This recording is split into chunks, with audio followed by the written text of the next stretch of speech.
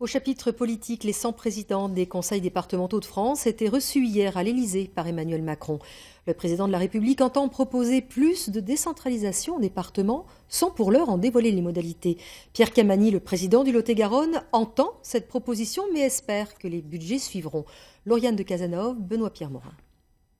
Les inscriptions sur les boîtes aux lettres commencent à s'effacer. À Tournon d'Agenais, la poste a fermé depuis longtemps, tout comme la trésorerie.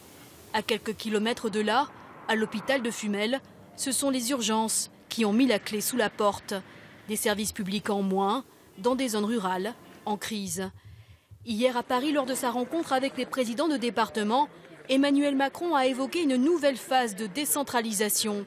Aucune proposition concrète, juste quelques pistes de réflexion, mais pour les élus locaux, il est temps de passer à l'acte. Que l'État recommence vraiment à faire confiance aux maires et à tous les élus de terrain. Nous sommes des élus de proximité, je dirais même à proximité d'engueulade, puisque nous rendons des comptes au quotidien à nos administrés. Donc, ils ont des attentes, des besoins, mais de moins en moins, nous avons les moyens financiers de les satisfaire.